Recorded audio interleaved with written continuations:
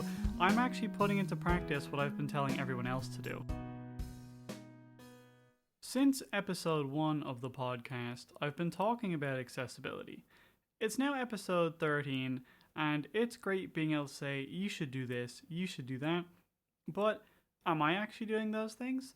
Well, that's what I wanted to talk about this week, because not only am I telling everybody else that they should be making things accessible, whether it be in the games industry, in the web development industry, or in any kind of industry really, I'm also doing that myself, and that's what I'm going to talk about today, and exactly how I'm doing that. So I've recently started work on a project for my company. So the project is essentially a learning platform for not necessarily just programming, but the main focus is programming and tools related to programming. And the aim of this project isn't just to create another generic learning website. It's number one, to create one that's accessible. Because, look, I've been programming now for a long time, and I'm used to how a lot of websites work, and I can manage. But I remember that when I started learning how to program, it's quite difficult to use some of these websites or to understand exactly where the code snippets end. And if you don't know what a code snippet is, it's just essentially where the code is on the page, because they will make it look different so that the font for the code is different, or might have a different background or whatever it might be. But in terms of a screen reader, there's usually no way of telling when it starts and when it ends.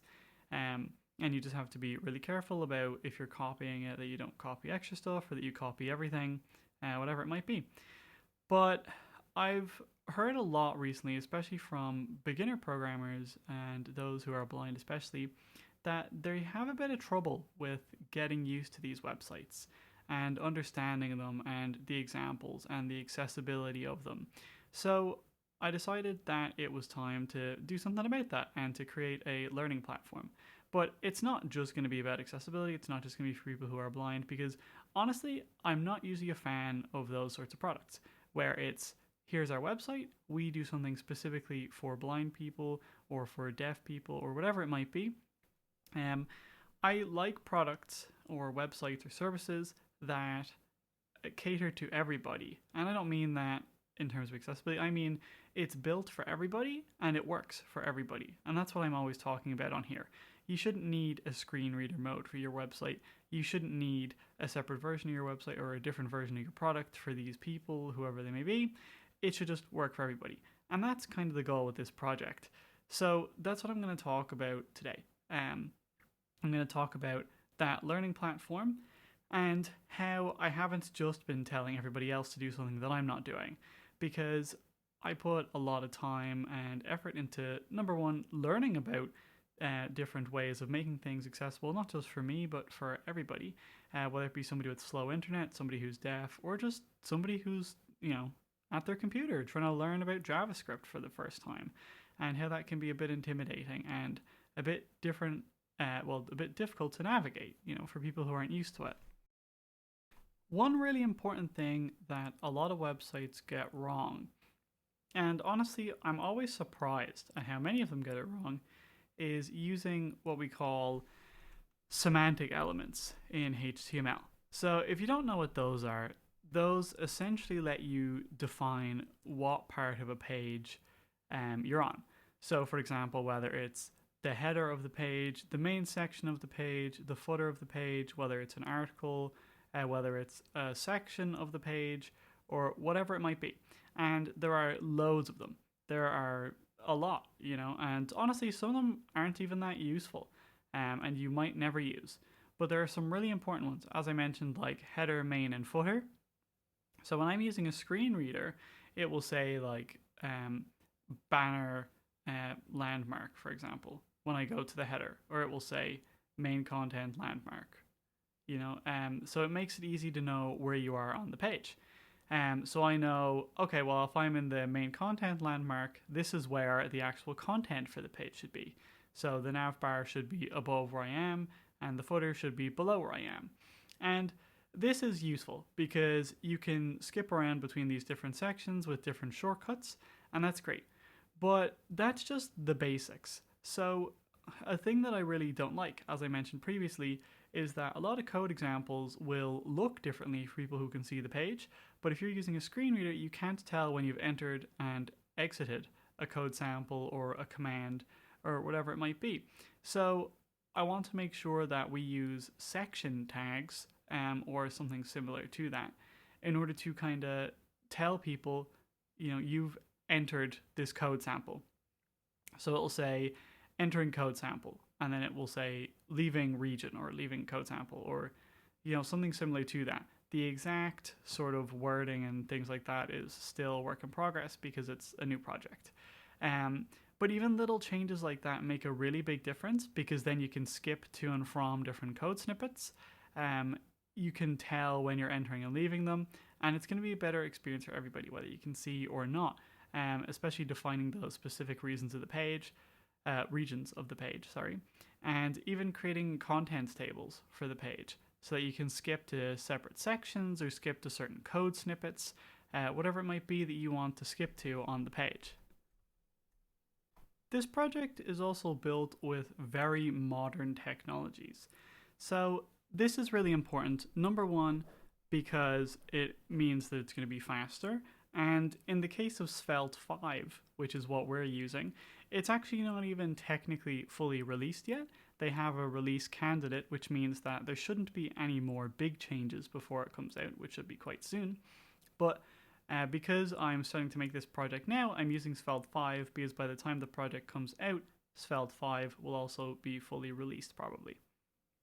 So this means that, number one, I said it will be fast. So Svelte 5, if you don't know, is essentially a piece of technology. So as I mentioned, there's languages like HTML, right, which let you define essentially the structure of a page. And there's a language called JavaScript, which lets you set up logic for the page. So when you click a button, JavaScript will handle that button. So as I mentioned before, there's these things called event listeners. I mentioned those in a previous episode, and it will essentially listen for you to click that button.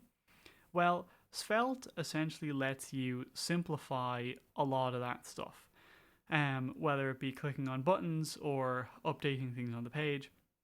But Svelte 5 is the new version of that, which is even, I said even faster, even better, it's even smaller, and it also is included in a framework called SvelteKit. And what's really great about that is it does a lot of the sort of accessibility things. I don't want to say for you, but if you don't add alt text to an image, it will tell you about it. It'll say, you need to add alt text to this image, or you need to give a label to this button, or you shouldn't do this because this is bad for accessibility. So using these new tools ensures that you're following accessibility best practices, at least in terms of the HTML and Markdown of your page, which is really important, because at least if you can get that correct, then you know that it's going to work for a lot of different people.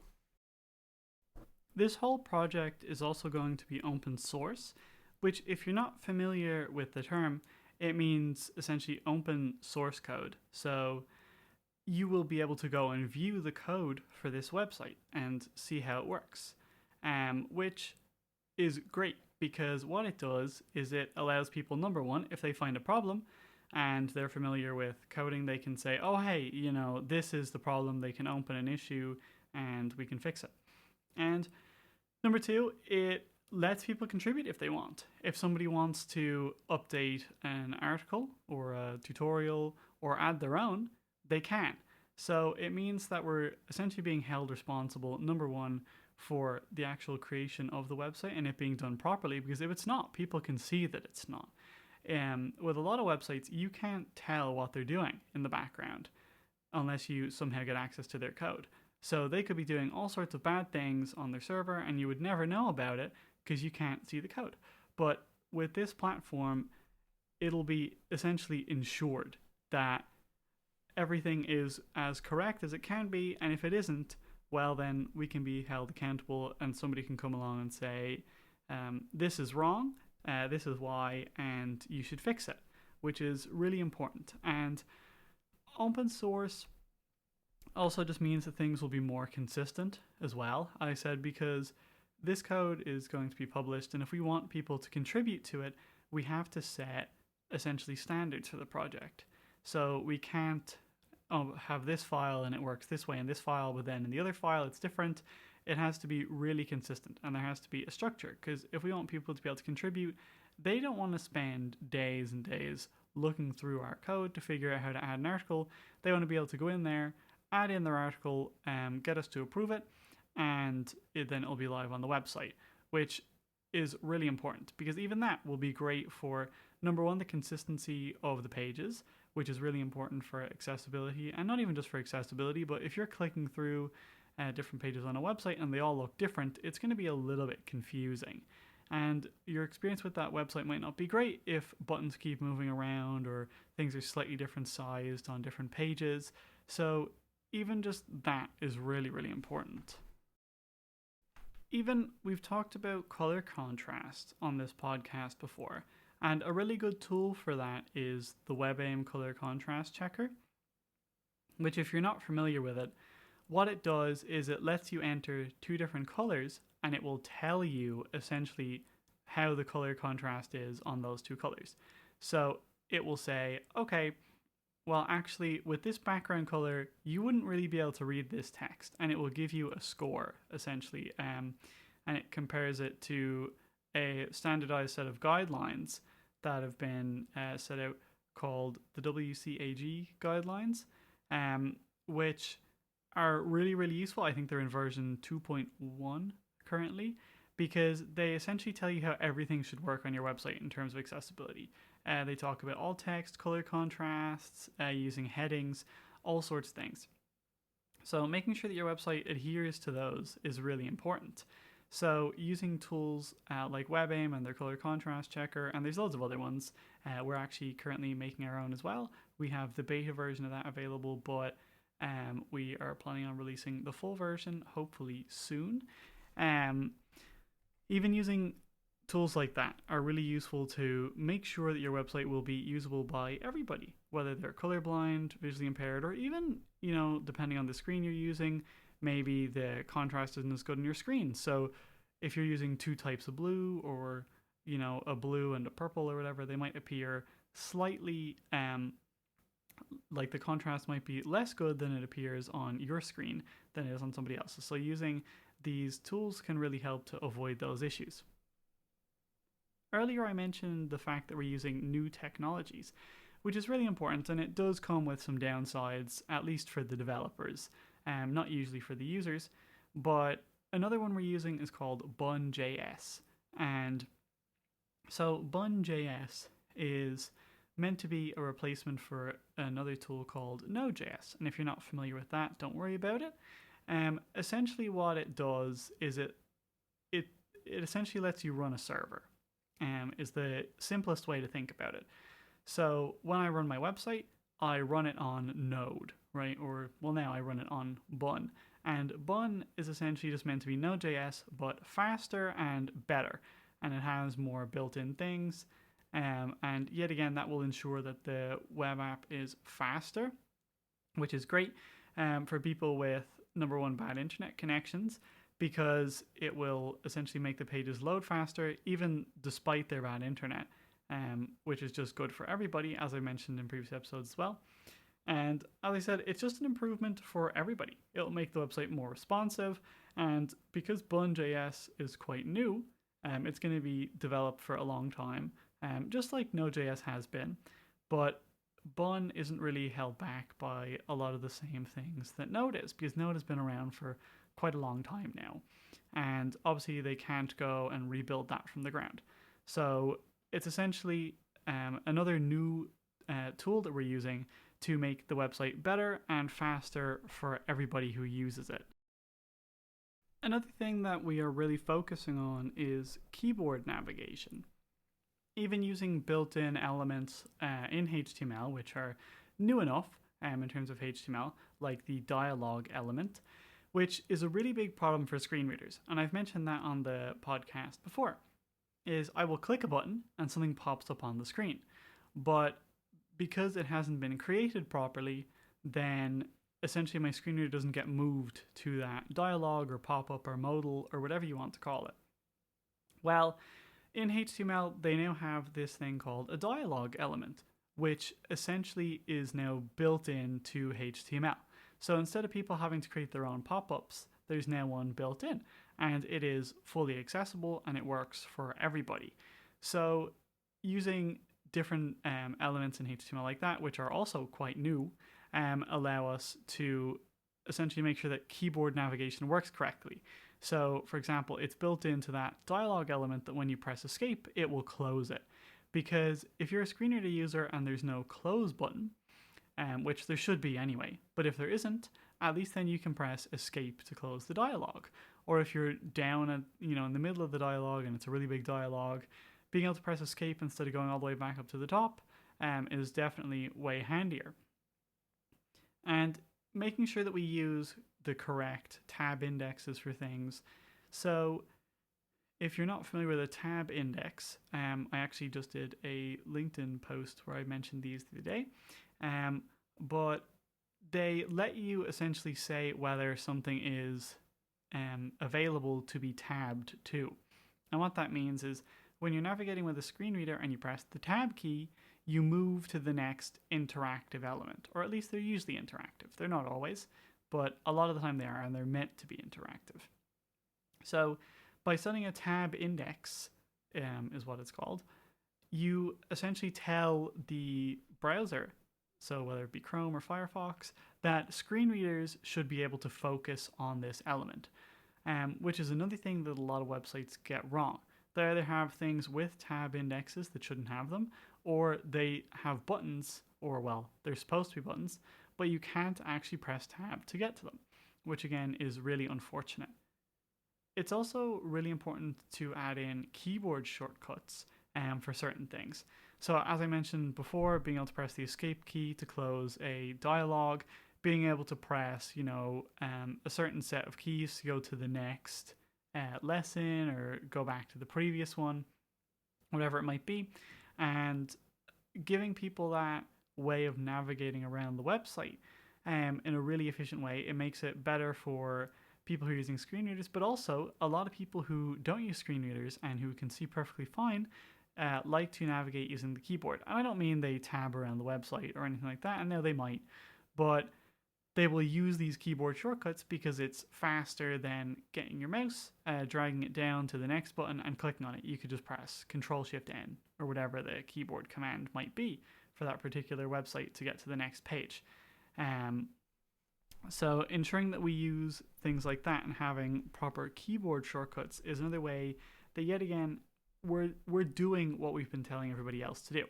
I don't come on this podcast every week and say, oh, they should do this at Epic Games, they should do this at, this web development company, and then I make a website and it's not accessible and I'm not following any of my own advice.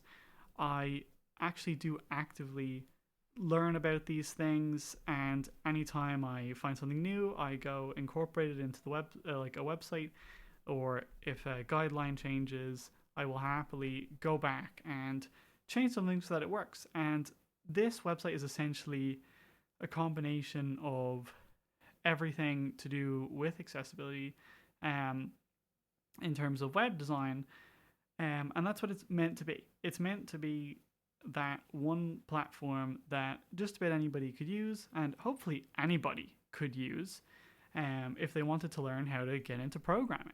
That is the idea here.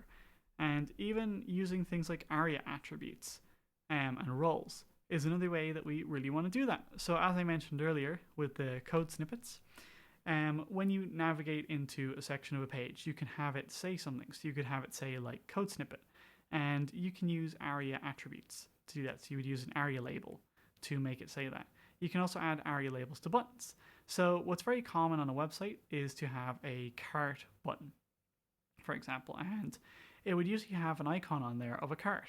And for screen readers, that doesn't mean anything. Your screen reader can't tell what a cart icon is, but it can tell what an ARIA label is.